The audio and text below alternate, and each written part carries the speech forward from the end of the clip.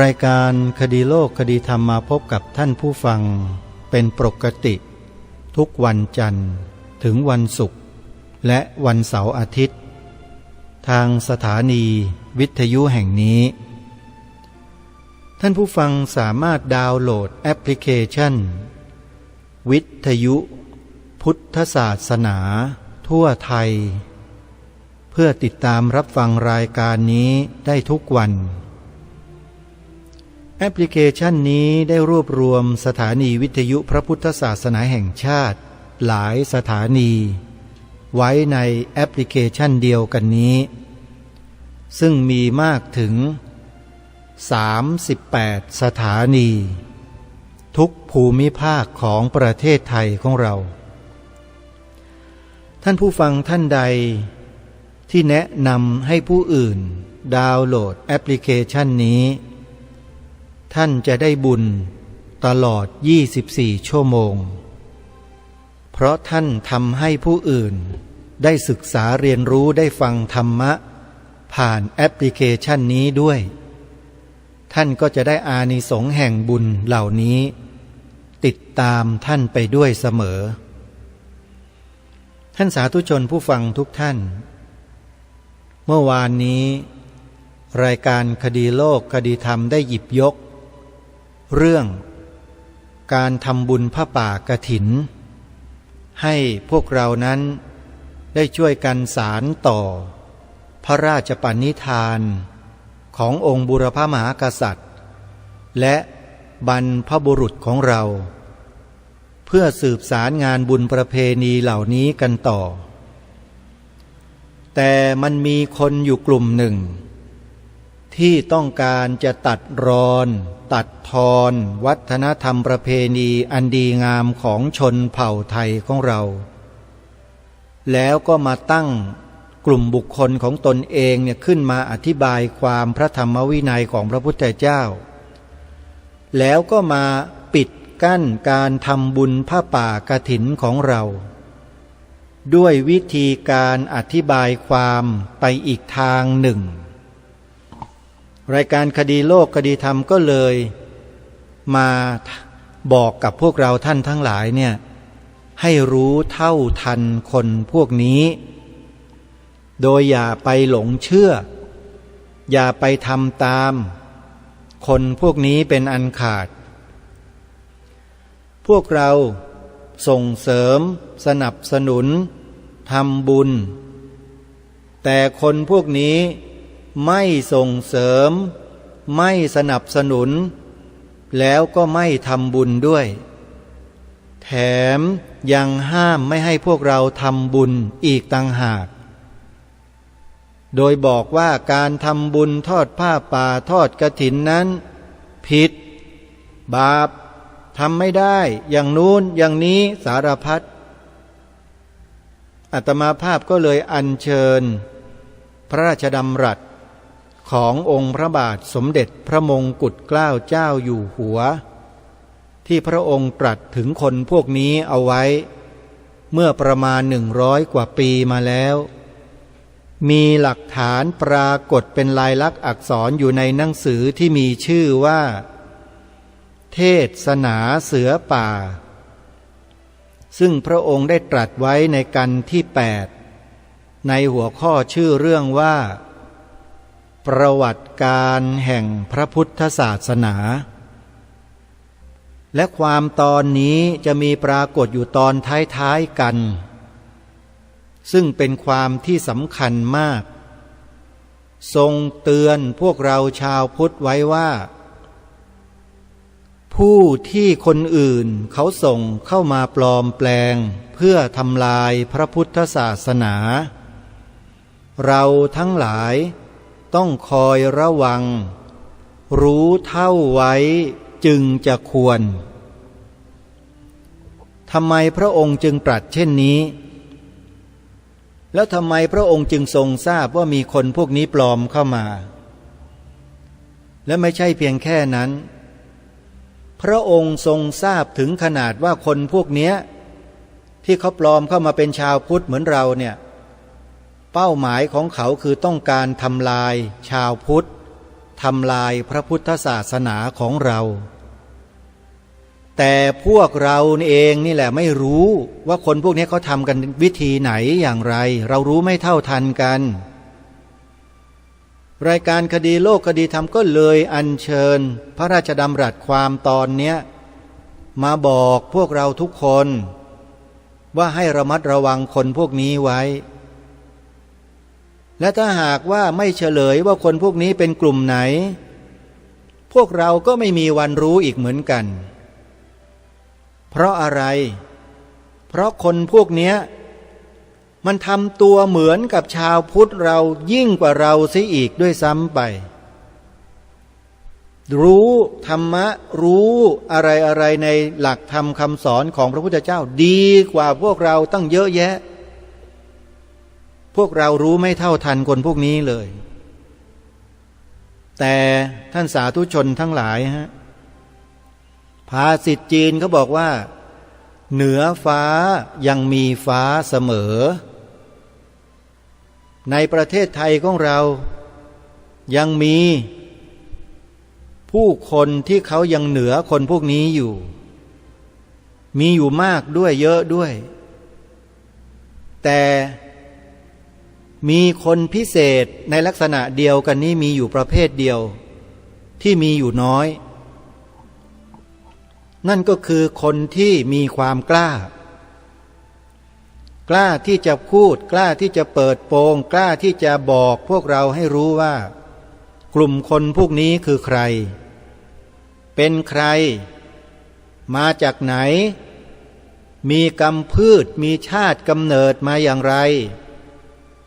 แล้วทำไมจึงมาชุบตัวเองให้เป็นชาวพุทธแบบนี้และก็ทำแบบนี้เพื่ออะไรวิธีการของเขาทำอย่างไรคนเหล่านี้เปิดโปงขบวนการเหล่านี้เรารู้หมดเปลือกเลยอาตมาภาพบอกกับท่านผู้ฟังมาหลายครั้งแล้วว่าบุคคลที่มาเปิดเผยขบวนการเหล่านี้มีใครบ้างหนึ่งพระมหาอุเทนปัญญาปริทัศน์วัดชนะสงครามท่านทำคลิปพูดอธิบายถึงคนพวกนี้ให้เราได้รู้เท่าทันเอาไว้5 เทป 5 คลิปอยู่ในหมวดเดียวกันเลยเกี่ยวกับเรื่องทูตเทวทัตทุจินท่านไปพิมพ์ชื่อนี้หาดูใน YouTube เจอแน่นอนพระมหาอุเทนรูปนี้จบปรริญญาธรรม9 ประโยคเป็นพระวิปัสสนาจารย์ของสภายุวพุทธิกสมาคมแห่งประเทศไทยอยู่ด้วยสอนเยาวชนให้เดินจงกรมนั่งสมาธิยุบหนอพองหนอเป็นแนวสติปัฏฐาน4ที่พวกกลุ่มทูตเทวทัตทุจินบอกว่าผิดไม่มีอย่างนู้นอย่างนี้นี่มันตัวทำลายทั้งนั้นไอ้คนพวกเนี้ยและจะให้รายการคดีโลกคดีธรรมมานั่งอมลิ้นกินน้ำลายไม่พูดให้พวกเราได้รู้กันได้ยังไงจึงต้องมาทำหน้าที่พูดจาแบบที่ท่านเข้าใจนี่แหละหลายท่านก็ไม่ค่อยชอบอาตมาก็รู้ไม่เป็นไรโยมไม่ชอบอาตมานะไม่เป็นไรแต่อย่าไปหลงเชื่อคนพวกนี้ก็แล้วกันแค่นี้ก็พอใจแล้วโยมจะด่าจะว่าจะตำหนิอาตมาเท่าไหร่ตำหนิไปเถอะอาตมาไม่รับสักอย่างก็จบแล้วโยมก็เอากลับคืนไปใส่ตัวเองเท่านั้นเองแหละอันนี้เป็นหลักธรรมชาตินะโยมพระพุทธเจ้าเคยอุปมากับพราหมณ์คนหนึ่งที่ยืนด่ายืนว่าพระพุทธเจ้าพระพุทธเจ้าถามกลับไปคำเดียวเท่านั้นเนี่ยพราหมณ์นี่ถึงกับอึ้งเลยดูก่อนพราหมณ์อุปมาว่ามีคนนำสิ่งต่างๆมามอบให้ตถาคตเมื่อตถาคตไม่รับของเหล่านั้นจะตกเป็นของใครพราหมณ์ก็ตอบแบบไม่ต้องคิดเลยก็ตกเป็นของเจ้าของก็คือข้าพเจ้าสินั่นแหละพราหมณ์สิ่งใดที่ท่าน กำลังยกให้อาตมาภาพเป็นอย่างนั้นเป็นอย่างนี้ด่าว่าอย่างนั้นอย่างนี้อาตมาภาพไม่รับแล้วคำเหล่านั้นสิ่งเหล่านั้นจะตกเป็นของใครล่ะพราหมณ์พราหมณ์ก็เดินหนีไปเลยสะบัดก้นหายไปเลยโยมเหมือนกันญาติโยมด่าว่าตำหนิอาตมาภาพอาตมาไม่รับแล้วจะเป็นของใครล่ะโยมเพราะฉะนั้นอย่ามาด่าอาตมาอย่ามาตำหนิอาตมาให้เหนื่อยเลยโยมมันเสียเวลานะและโยมเองก็จะได้รับสิ่งเหล่านั้นที่โยมทำโยมคิดโยมพูดเองด้วยอาตมาไม่ได้ว่าอะไรโยมนะแต่บอกในสิ่งที่พระพุทธเจ้าตรัสไว้ให้ฟังเพราะฉะนั้นสิ่งที่ทางรายการได้บอกได้กล่าวได้ชวนพวกเราได้ศึกษาเรียนรู้ให้ไปฟังให้ไปดูเพื่อจะได้รู้ได้เข้าใจและรู้เท่าทันคนพวกนี้ก็มีวัตถุประสงค์และเป้าหมายเดียวก็คือต้องการให้พวกเรานั้นมั่นคงอยู่ในศรัทธาที่ถูกต้องดังเดิมไม่ใช่เป็นศรัทธาหัวต่อพลุบๆโผล่เพราะหลงเชื่อไอ้คนพวกเนี้ย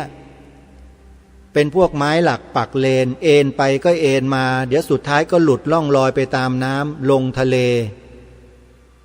มันก็ไม่ได้ประโยชน์อะไรสักอย่างหนึ่งจึงได้พยายามบอกพวกเราท่านทั้งหลายในฐานะที่เป็นพุทธบริษัทด้วยกันว่าให้รู้เท่าทันคนพวกนี้แล้วก็ได้อัญเชิญพระราชดำรัสรัชกาลที่6มาอ่านให้พวกเราได้ฟังที่ทรงเตือนเราไว้ให้พวกเรารู้เท่าทันคนพวกนี้ด้วยซึ่งในปัจจุบันนี้มีผู้รู้เท่าทันเยอะแต่จะหาคนมาพูดเปิดโปงคนพวกนี้ยากน้อยหนึ่งในนั้นก็พระมหาอุเทนปัญญาปริทัศน์นี่แหละสองอีกคนหนึ่งคือคุณธนวัฒน์โจกกระโทกที่มีอยู่ในโลกโซเชียลเน็ตเวิร์กเท่าที่เห็นอยู่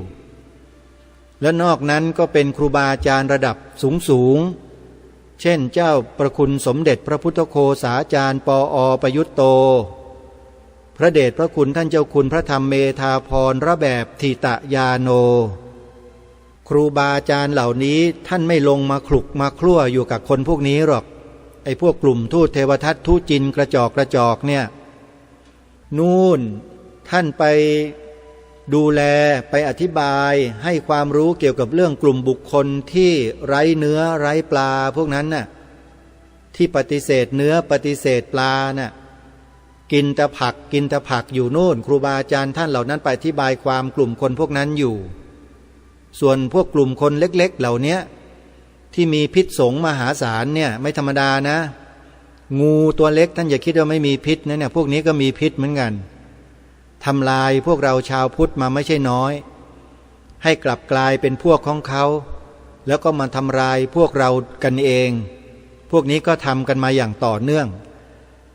แต่เชื่อเถอะท่านยังไงก็ตามธรรมะก็ย่อมชนะอธรรมตลอดกาลไม่มีทางหรอกที่อธรรมจะชนะธรรมนะฮะอันนี้ต้องขอฝากพวกเราเอาไว้เลยเป็นสัจธรรมความจริงเลยท่านองค์สมเด็จพระสัมมาสัมพุทธเจ้าทรงเป็นแบบอย่างที่ดีที่สุดในข้อนี้คือธรรมะชนะอธรรมเสมอเพราะฉะนั้นพวกเราถ้าจะทำคุณงามความดีกันแล้วอย่ามัวแต่โอ้เอ้อืดอาดอย่ารีรออย่าโลเลอย่าไปหลงกลคนพวกนี้เป็นอันขาดมีบุญอะไรที่เรารู้เราทราบเราก็ทำกันไปให้เต็มที่อย่ามัวแต่ยึกยักกันอยู่เดี๋ยวบุญกุศลมันก็ตกล่วงไปก็อดทำกันพอดียิ่งในช่วงนี้เป็นฤดูกาลกฐินเนี่ยยังไงเราก็ต้องตั้งอกตั้งใจกันช่วยกันจัดช่วยกันทำคนละไม้คนละมือเป็นพลังมหาศาลสืบงานพระพุทธศาสนาของเราต่อไปโดยมีพระสงฆ์ท่านเป็นผู้ขับเคลื่อนถ้าไม่มีพระสงฆ์โยมลองคิดดูว่ามันจะเกิดอะไรขึ้นในบ้านนี้เมืองนี้ ลองพิจารณาดูให้ดีๆเดี๋ยวจะหาว่าอาตมาภาพมาอวยพวกเดียวกันเองที่เป็นพระสงฆ์โยมลองคิดดูสมมุติว่าไม่มีพระสงฆ์เหลืออยู่แล้วในแผ่นดินนี้สักรูปหนึ่งมีแต่ใครก็ไม่รู้เครายาวๆโพกหัวแล้วก็ชี้ขึ้นไปบนฟ้ากำมือชี้ไปอะไรกันอยู่อย่างเงี้ยแล้วมันจะเกิดอะไรขึ้นบ้านนี้เมืองนี้ลองพิจารณาดูให้ดีนะไม่ได้กล่าวหาใครจะเอาแบบนั้นไหมมันเป็นไปไม่ได้ไงก็ถึงบอกว่าต้องช่วยกันเราจะมาปฏิเสธจะมาขัดแข้งขัดขาจะมาพูดจาทำลายกันอยู่ไปเพื่ออะไรเล่าเราต้องช่วยกันสิฮะเป็นพุทธบริษัทด้วยกันถ้าไม่ช่วยกันแล้วใครล่ะจะมาช่วยพวกเราไม่มีแต่เขาจะมาซ้ำเติมพวกเราทั้งนั้นแล้วคนพุทธเราเนี่ยจะทะเลาะกันไปเพื่ออะไรถามหน่อยเถอะไอ้พวกคนพุทธเราที่มันกำลังทะเลาะกันอยู่เนี่ยทะเลาะไปทำประแสงด้ามงาอะไรกันเนี่ยทะเลาะกันไปทำไมจะบอกว่าโง่ก็ไม่น่าจะผิดนะมาทะเลาะกันอยู่เนี่ยในฐานะที่เป็นชาวพุทธด้วยกันในฐานะที่เป็นนักการศาสนาด้วยกันอยู่เนี่ยทำไมถึงโง่กันถึงขนาดนั้นมานั่งทะเลาะกันอยู่ได้มาถกเถียงอะไรกันอยู่แทนที่จะช่วยกันถ่อช่วยกันพายให้บ้านนี้เมืองนี้เดินไปข้างหน้าสู่เป้าหมายแล้วก็อยู่ร่วมกันอย่างมีความสงบสุขร่มเย็นกันตลอดกาลไม่มานั่งทะเลาะกันอยู่นั่นแหละเป็นใครอย่างไรบ้างเนี่ยไม่ต้องบอกทุกท่านก็ทราบกันอยู่แล้วดูหน้าโซเชียลเน็ตเวิร์กที่เห็นกันอยู่มีใครบ้างล่ะนั่นแหละก็ดูเอาแล้วกันท่านผู้ฟังโง่หรือฉลาดแล้วคนพวกนี้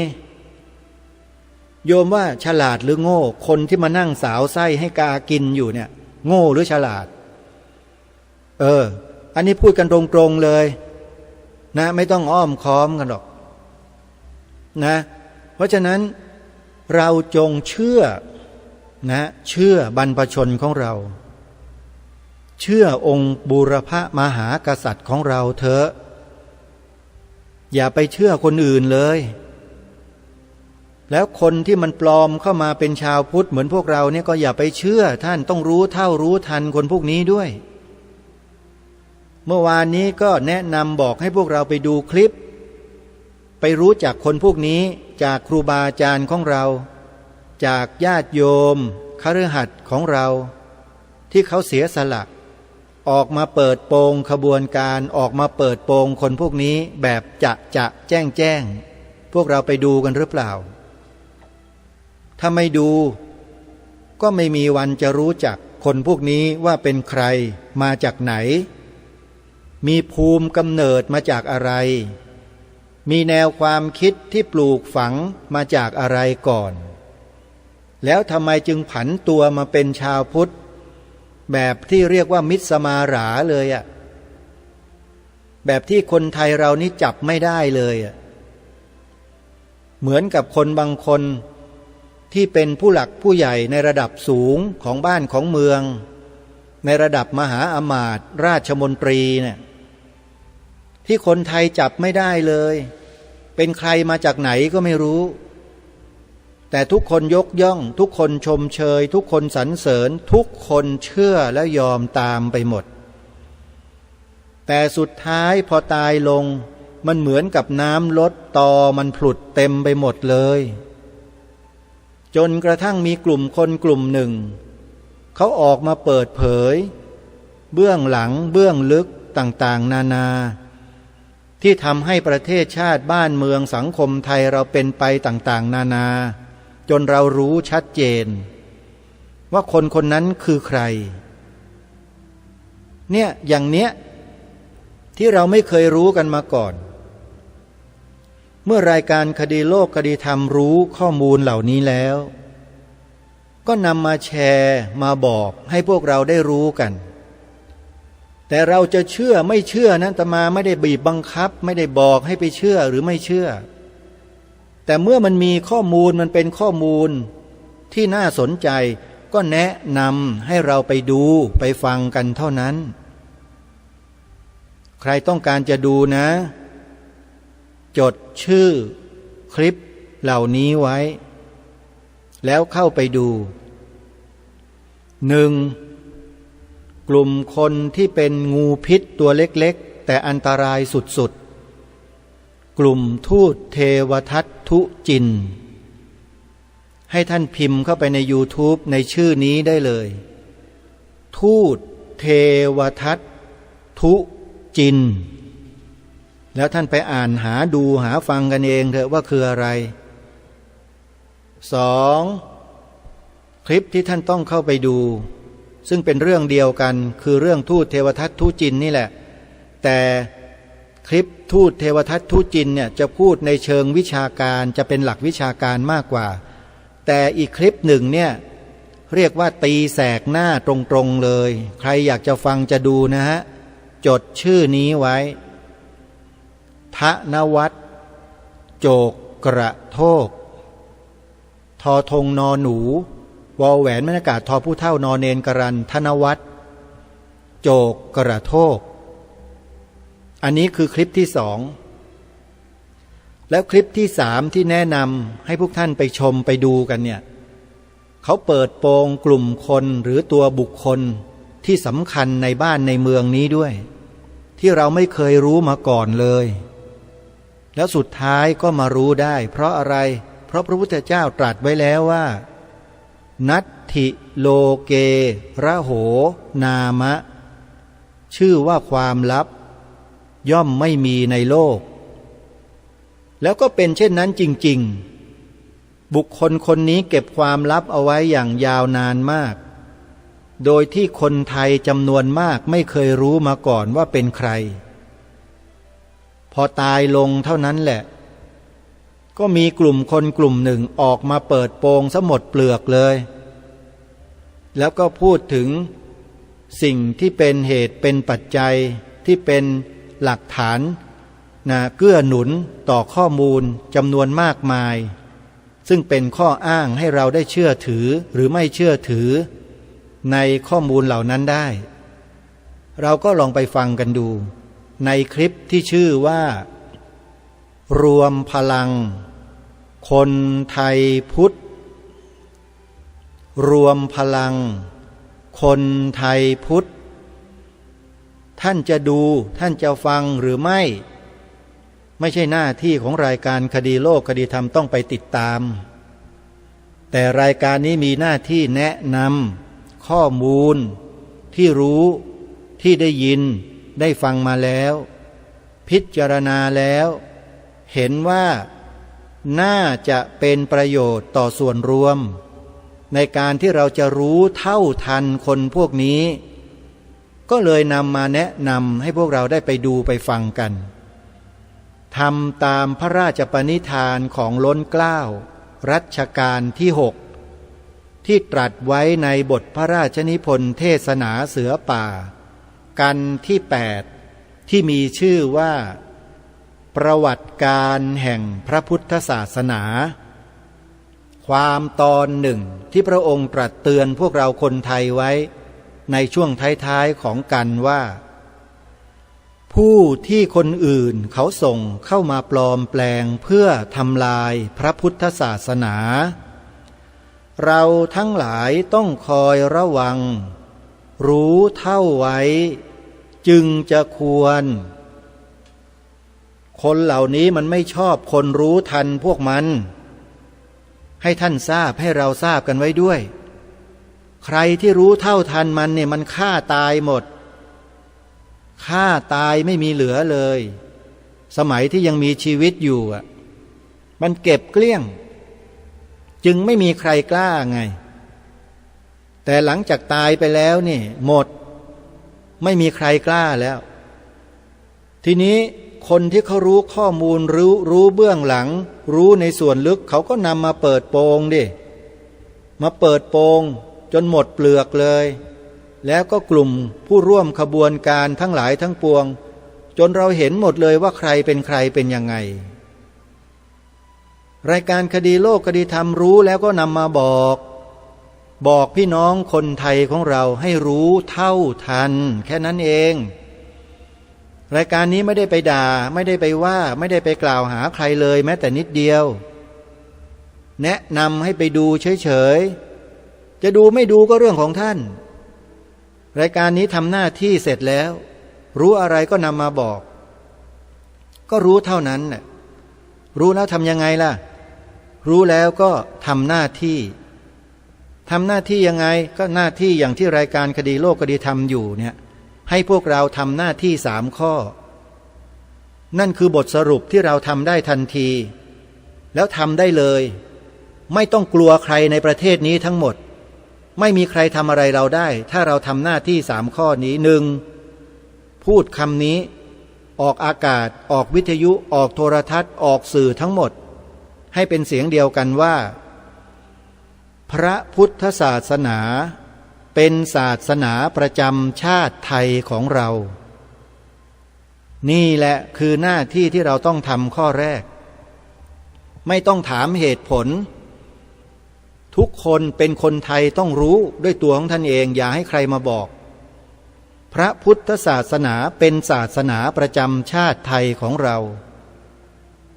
ในตัวของข้อความนี้มีเหตุผลอยู่เต็มไปหมด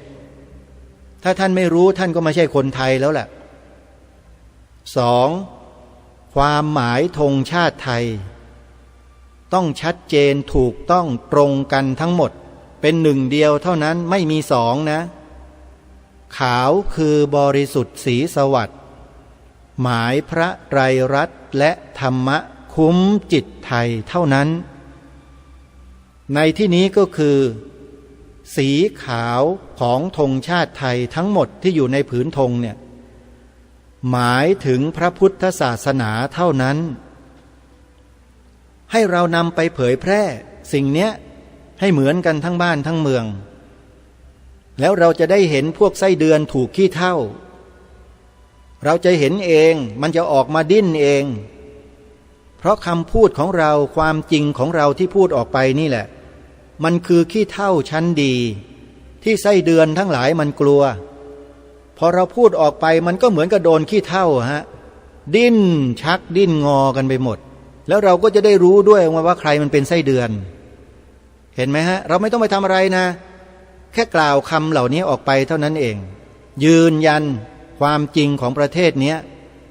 แล้วเราจะรู้เลยว่าใครของปลอมใครของจริงเห็นไหม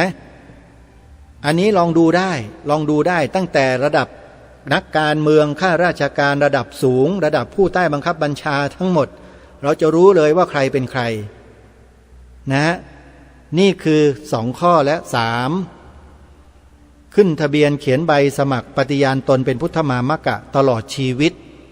ตามรอยเบื้องพระยุคลบาท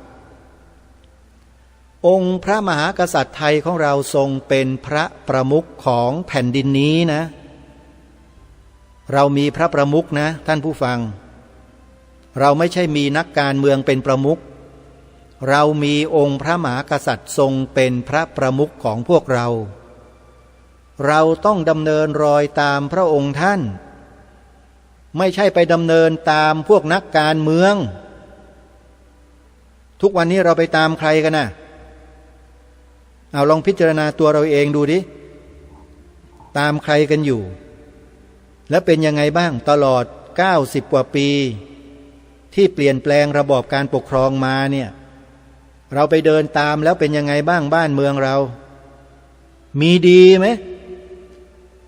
นี่คือคำถามไม่ใช่ว่าให้ทุกคนพิจารณาตัวเราเองอาตมานี่ไม่เคยเดินตามไอ้พวกนักการเมืองคนไหนเลยสักคนหนึ่งไม่เคยเลยโยมมีแต่ถ้าจะไปพูดไปคุยก็ไปเตือนแล้วก็ไปบอกเขาแบบเนี้ยบอกว่าทำให้ประเทศนี้มีพระพุทธศาสนาเป็นศาสนาประจำชาติสักทีสิจะบอกพวกนักการเมืองพวกนี้แบบนี้ทำไม่ทำก็เรื่องของเขาดิมันอยู่ที่สำนึกไงอาตมาไม่พูดเรื่องอื่นหรอกเพราะไม่มีผลประโยชน์กับใครทั้งนั้นมีแต่ผลประโยชน์ของชาติบ้านเมืองเป็นหลักจึงไม่จำเป็นที่จะต้องไปอ้อล้อใครไปอวยใครทั้งนั้นเพราะอาตมาไม่ได้อยู่ด้วยคนพวกนี้อยู่เพราะญาติโยมที่ศรัทธาที่เขามีหัวใจรักในชาติศาสนาพระมหากษัตริย์ จึงไม่จำเป็นที่จะต้องไปอวยคนพวกนั้นสิ่งที่เราบอกไปให้เขาทำถ้าเขาไม่ทำมันก็รู้กันอยู่ว่าเป็นยังไงหมายความว่าอะไรเพราะฉะนั้นเราอย่าหลงประเด็นอย่าหลงทางเรามีองค์พระประมุขของแผ่นดินของเราอยู่เราต้องดำเนินรอยตามพระองค์ท่านพระองค์ทรงเป็นพุทธมามกะเราก็ต้องเป็นพุทธมามกะตามพระองค์ท่านเพราะฉะนั้นในข้อที่3ที่ให้ทำเนี่ยทำตามพระราชปณิธานพระราชจริยาวัดของพระองค์ในฐานะที่เป็นองค์พระประมุขของแผ่นดินผิดตรงไหนถามหน่อยไม่ผิดเลยทีนี้ข้อที่3เนี่ยหลายคนก็ไม่รู้จะทำยังไงก็อาตมาภาพก็แนะนำไปแล้วว่าใบสมัครมีอยู่ในเว็บไซต์ของสภาพุทธบริษัทภาคประชาสังคมจิตอาสาปัจจุบันนี้เว็บไซต์นี้ก็ยังเปิดบริการท่านผู้สนใจให้เข้าไปเยี่ยมไปชมไปดูกันได้อยู่ตลอดในนั้นมีข้อมูลเยอะแยะมากมายให้ท่านเข้าไปศึกษาไปเรียนรู้กันเว็บไซต์มีชื่อว่า www.vbcs-66.com ถ้าท่านเจอเว็บไซต์ชื่อนี้ท่านเข้าไปดูได้เลย www.vbcs-66.com 66นี่คือรหัสประเทศไทยของเราอาตมาภาพใช้เลข6 2ตัวเพราะเป็นรหัสเมืองของประเทศไทยของเราแล้ว VBCS นี่ก็เป็นตัวย่อภาษาอังกฤษมาจากคำว่า Voluntary Buddhist Council of Civil Society แปลว่าสภาพุทธบริษัทภาคประชาสังคมจิตอาสาท่านสามารถเข้าไปดาวน์โหลดใบสมัครที่เว็บไซต์นี้ได้เลยสะดวกถ้าท่านดาวน์โหลดด้วยตัวเองไม่ได้ก็ไปที่ร้านถ่ายเอกสารน่ะเขาจะมีให้เราเนี่ยบอกเขาแล้วดาวน์โหลดออกมาแล้วเราก็ปริ้นออกมาเขียนแล้วก็เก็บของเอกสารเนี่ยเก็บใส่ในซองสีน้ำตาลในอะไรของเราไว้เลยในลิ้นชักในโต๊ะที่บ้านเนี่ยติดรูปถ่ายไว้ลงชื่อเขียนข้อความอะไรให้ครบทุกอย่างเลยนะแล้วเก็บไว้พอเปิดรับสมัครเมื่อไหร่เราก็จะได้ไม่ต้องยุ่งยากกันแค่ถือใบนี้มาในที่สมัครก็จบแล้วเห็นไหมฮะที่ให้ทำกันล่วงหน้าทำเก็บไว้ก็เพราะเหตุนี้นี่แหละอาตมาภาพจะเปิดรับใบสมัครเมื่อไหร่นั้นเดี๋ยวจะแจ้งให้ทราบอีกทีนึงมันมีโอกาสแน่แหละแต่ยังไม่ใช่ตอนนี้แน่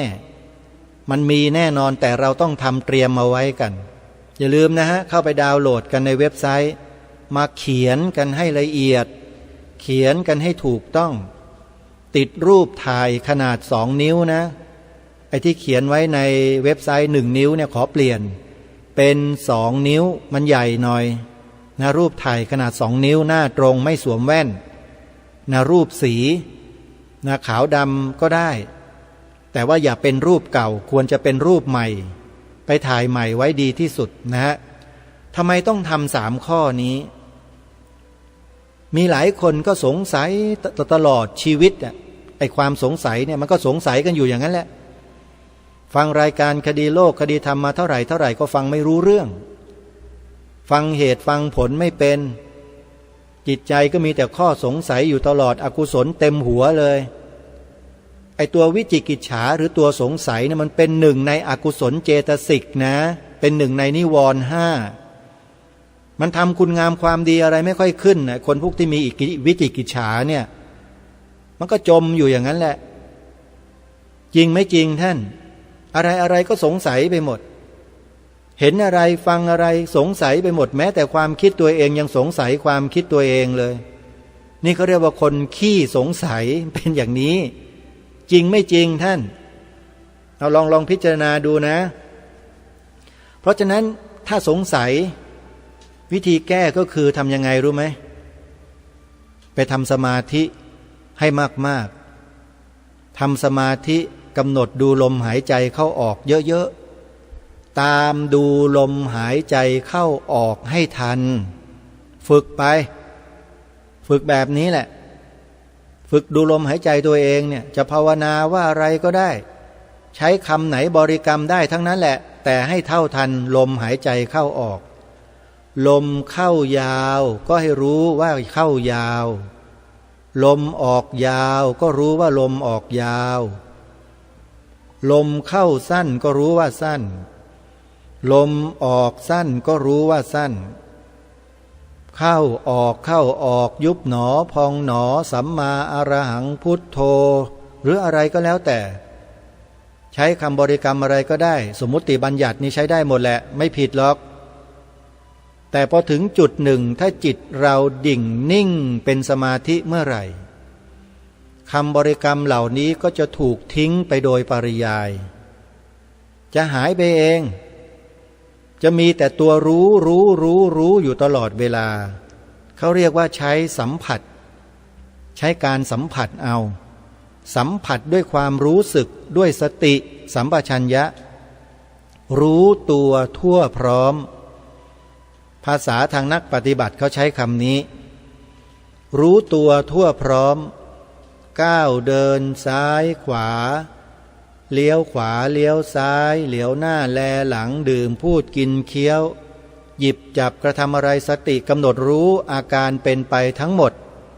อย่างเท่าทันนี่เขาเรียกว่าสติเริ่มเข้มขึ้นพอสติเข้มขึ้นแล้วไม่พอนะตัวสมาธิกับตัวสัมปชัญญะคือตัวปัญญานั้นจะต้องพัฒนาให้เพิ่มพูนยิ่งขึ้นเจาะเข้าไปในสภาวะที่แท้จริงของรูปนามขันธ์ห้าให้ได้ไม่ได้บังคับนะอย่าไปบังคับเขาแต่จงเพ่งพินิจพิจารณาดูอาการเกิดอาการดับอาการเกิดอาการดับของสรรพสิ่งทั้งหลายตั้งแต่หยาบสุดมาจนปานกลางมาจนกระทั่งละเอียดให้เห็นเป็นระยิบระยับระริบระยับเกิดดับอย่างเรียกว่าชัดแจ้งแดงแจ๋ถึงขนาดนั้นถ้าใครทำได้หรือเห็นได้สัมผัสได้ถึงขนาดนั้นเนี่ยเตรียมตัวได้เลยเตรียมตัวบรรลุอมตะธรรมคือเข้าสู่กระแสแห่งพระนิพพานในเบื้องต้นได้เลยเพราะเมื่อจิตเป็นสมาธิเป็นหนึ่งตัวสติตัวสัมปชัญญะตัวปัญญาเป็นหนึ่งเกิดเป็นมรรคสมังคีกันขึ้นมาเมื่อไหร่อริยมรรคก็จะเกิดเมื่ออริยมรรคเกิดทันทีไม่มีระหว่างขั้นอริยผลก็เกิดทันทีเหมือนกันสำเร็จเป็นอริยบุคคลขั้นต้นสองบุคคลคือโสดาปัตติมรรคและโสดาปัตติผลตำรับตำราคัมภีร์ทางพระพุทธศาสนาครูบาอาจารย์ท่านอธิบายความไว้ในลักษณะเช่นนี้เพราะฉะนั้นการเดินในก้าวแรกก็คือการฝึกฝนอบรมตนในเบื้องต้นสวดมนต์ไหว้พระเจริญภาวนาเดินจงกรมนั่งสมาธิดูลมหายใจเข้าออกทำอยู่อย่างเนี้ยเนืองๆทำอย่างต่อเนื่องทำมากๆตั้งสติสัมปชัญญะให้มากๆดูให้อย่างใกล้ชิดต่อเนื่องทุกอย่างมันก็เริ่มจากการนับหนึ่งทั้งนั้นนะท่านแต่พวกเรามันทำกันไม่ต่อเนื่อง2 คืน3 วัน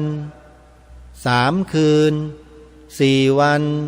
4 คืน5 วัน7 คืน8 วัน15 วันพอไหมไม่พอการปฏิบัติกรรมฐานในทางพระพุทธศาสนานั้นจะต้องอาศัยระยะเวลาพอสมควรจึงจะสามารถสัมผัสกับสภาวะบางสิ่งบางอย่างที่ชีวิตประจำวันของเราในปัจจุบันที่เป็นกันอยู่ไม่สามารถสัมผัสได้แต่มันจะไปสัมผัสในระดับของสมาธิ ในระดับของภาวนาเท่านั้นเพราะฉะนั้นการจะไปสัมผัสในระดับนั้นได้จะต้องฝึกฝนอบรมสังขารร่างกายและจิตใจของเราเนี่ยให้สอดคล้องกันให้เป็นรูปธรรมนั่นก็คือการกำหนดรู้ดูอาการเป็นไปของรูปและนามให้เห็นตามสภาวะความเป็นจริงให้ชัดอะไรล่ะที่เรียกว่าสภาวะตามความเป็นจริงรูปังอนิจจังเวทนาอนิจจาสัญญาอนิจจาสังขาราอนิจจาวิญญาณังอนิจจังจนกระทั่งไปถึงระดับโลกุตระรูปังอนัตตาเวทนาอนัตตาสัญญาอนัตตาสังขาราอนัตตาวิญญาณังอนัตตาแล้วก็สรุปว่าสัพเพสังขาราอนิจจาสัพเพธัมมาอนัตตาติให้เห็นแบบนี้ถามว่าถ้าเห็นไม่ได้รู้ไม่ได้องค์สมเด็จพระสัมมาสัมพุทธเจ้าตรัสสอนเราทำไมจริงหรือไม่ท่านผู้ฟังพระพุทธองค์จะทรงเผยแผ่หลักธรรมคำสอนที่พระองค์ได้ตรัสรู้แล้วนั้นแก่พวกเราทำไมแปลว่าที่พระองค์ทรงเผยแผ่ทรงประทานหลักธรรมเหล่านี้ให้เราเนี่ยแปลว่าเราปฏิบัติได้เข้าถึงได้สิพระองค์จึงประทานให้เราแต่ทีนี้พวกเราเองมัวแต่มาสงสัยอยู่วิจิกิจฉากินหัวกินกระบาลกันอยู่ตลอดมันก็เลยไม่ได้อะไรสักอย่างหนึ่งไงอย่างที่บอกไปเมื่อตอนต้นเมื่อสักครู่เนี้ยมัวแต่สงสัยอยู่นั่นแหละทำสิฮะปฏิบัติเลยถ้าอาตมาภาพไม่เคยผ่านการปฏิบัติเช่นนี้มาก่อนก็จะพูดอย่างนี้ไม่ได้หรอกเพราะไม่มีประสบการณ์แต่มันผ่านมาแล้วไงจึงมาสอนมาบอกพวกเราทั้งหลายที่ยังไม่เคยผ่านกันเนี่ยให้ได้รู้กันแล้วจะได้นำตัวเองเข้าสู่ภาคปฏิบัติอย่างเข้มข้นกันสักทีหนึ่งจะได้รู้เมื่อรู้แล้วก็จะขจัดข้อสงสัยทั้งหลายทั้งปวงเนี่ยออกไปได้ไอ้นิวรณ์ทั้งห้าเนี่ยมันเป็นตัวเครื่องกั้นจริงๆโดยเฉพาะไอ้ตัวสงสัยนี่สงสัยตะพึดตะพือไอ้ที่ผัวที่เมียมันทะเลาะกันอยู่ก็เพราะไอ้ตัวสงสัยเนี่ยใช่หรือไม่จริงไหมโยมผู้หญิงทั้งหลายที่สงสัยกันเหลือเกินพวกผู้หญิงเราเนี่ยจริงไหมล่ะอันนี้อาตมาไม่ได้พูดแบบดูถูกนะโยมนะสภาวะเป็นอย่างนั้นจริงๆพระพุทธเจ้าจึงทรงตรัสสอนเรื่องภาวะของความเป็นอิทธิผู้หญิงเนี่ยว่าไม่ควรที่จะกระทำอะไรเป็นอะไรเยอะแยะมากมายเลยไปดูในชาดกสิกุลานะชาดกแล้วท่านจะรู้เลยว่าเป็นยังไงผู้หญิงเนี่ยมีข้อจำกัดเยอะพระพุทธเจ้าตรัสไว้ก็มีเยอะแยะมากมายพระองค์ไม่ได้ทรงเกลียดผู้หญิงนะแต่ทรงกรุณาเมตตาต่อผู้หญิงมากแล้วการที่ทรงอนุญาตให้ผู้หญิงบวชภิกษุณีเนี่ยเพราะพระอานนท์นะถ้าไม่มีพระอานนท์นะไม่มีหรอกผู้หญิงจะได้บวชในพระพุทธศาสนาของพระองค์ทรงตรัสห้ามถึง3 ครั้งนะจะบอกให้อย่าเลยอานนท์อย่าเลยอานนท์อย่าเลยอานนท์แต่สุดท้ายพระพุทธองค์ก็ต้องยอมแต่ก็ตรัสแสดงถึงพระวินัยบัญญัติเอาไว้ให้ภิกษุณีปฏิบัติถึง311 ข้อโยมเหตุผลเหล่านี้ท่านพระอาจารย์มหาอุเทนปัญญาปริทัศน์ก็ดีใครต่อใครนี่ท่านอธิบายความไว้ครอบคลุมหมดแล้วโดยเฉพาะท่านเจ้าคุณพระธรรมกิติเมธีวราชาธิวาสท่านพูดเรื่องภิกษุณีไว้ในคลิปรายการตระเวนคนตระเวนธรรมที่อาตมาภาพเป็นผู้ดำเนินรายการอยู่ในคลิป YouTube เนี่ยท่านเปิดไปดูได้เลยพิมพ์คำว่าภิกษุณีดีทีวี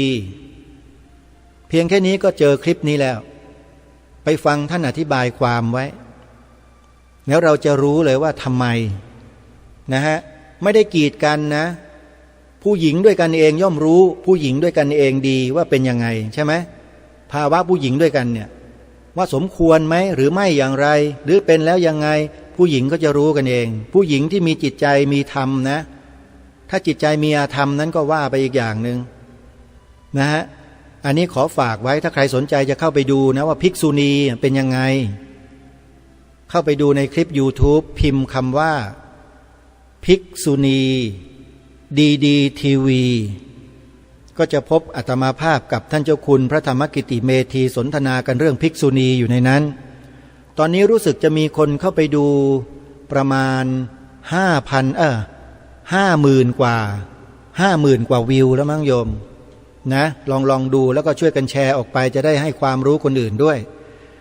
เหลือบดูเวลาหมดอีกแล้วท่านผู้ฟังพูดอะไรกันแป๊บเดียวเนี่ยหมดอีกแล้วขออภัยด้วยนะไม่ได้เนื้อหาสาระอะไรสักเท่าไหร่แต่ก็อยากจะฝากพวกเราทุกท่านทุกคนในช่วงท้ายรายการว่าการที่รายการคดีโลกคดีธรรม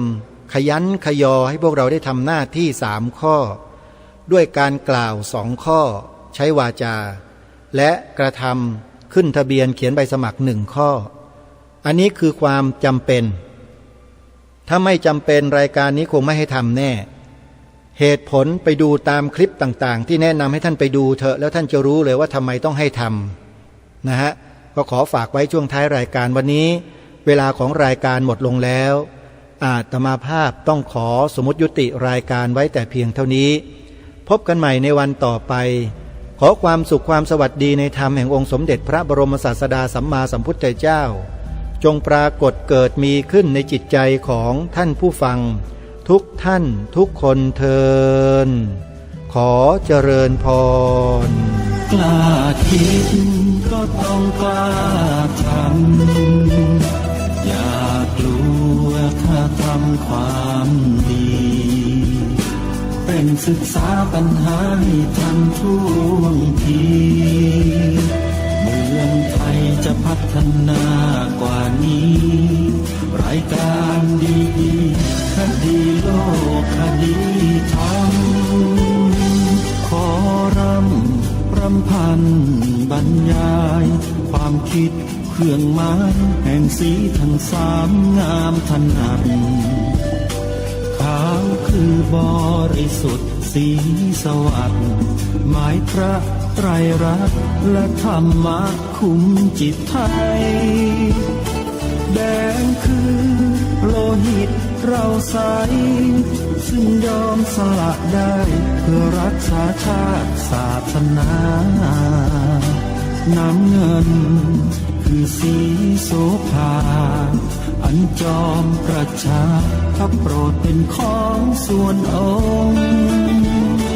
จักริ้วเข้าเป็นไตรรงค์จึงเป็นสีธงที่รักแห่งเราชาวไทยทหารอวตารนำไปยงยุทธวิชัยวิชิตก็ชูเกียรติสยามประเทศไทยที่เจริญมั่นคงมาได้จนถึงทุกวันนี้